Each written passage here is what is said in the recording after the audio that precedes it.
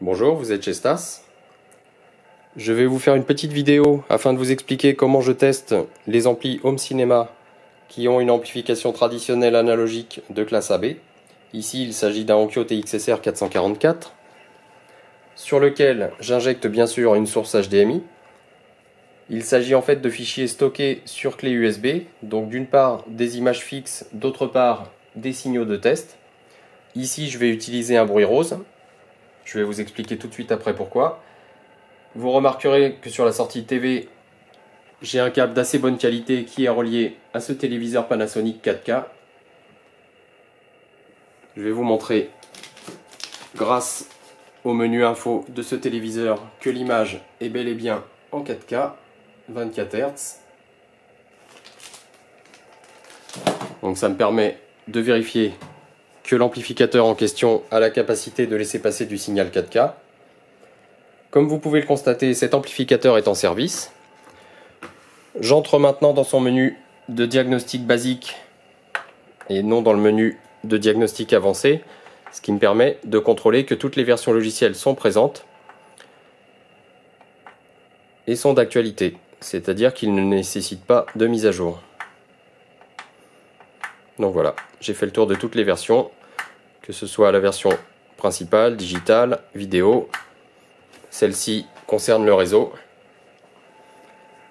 Donc je laisse l'appareil revenir à son statut de fonctionnement normal.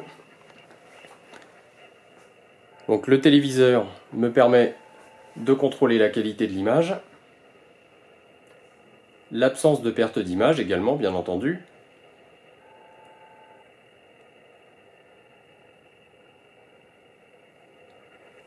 Et le bruit rose, comme vous allez le voir, me permet de contrôler l'ensemble des sorties audio, ce qui, en une seule étape, me permet de contrôler la sélection des sources, le contrôle de volume, le traitement audio et l'amplification, ainsi que les liaisons sur les borniers haut-parleurs.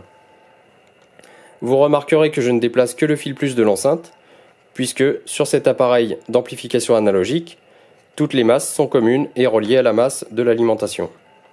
Donc je commence par les enceintes principales, la voie centrale, les deux canaux surround, puis les deux canaux surround back. Donc ce petit test me permet de mettre en évidence déjà que le constructeur a choisi, dans le cas de la sortie en mode d'écoute All Channel Stéréo, de favoriser le niveau audio sur la voie centrale et les deux voies principales, en atténuant un petit peu le niveau sur les enceintes surround et surround back. Donc je ne sais pas si ça va être audible sur la vidéo.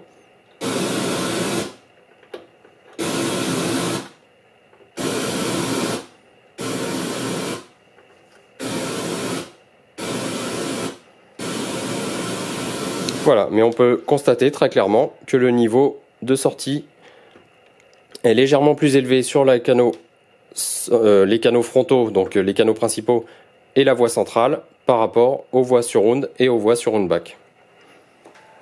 Donc ce petit test me permet de contrôler que le remplacement de la carte HDMI a résolu le défaut vidéo qui m'était indiqué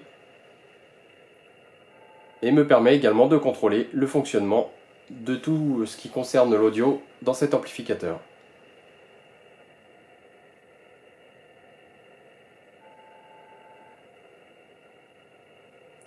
Donc j'espère que cette petite vidéo pourra vous être utile.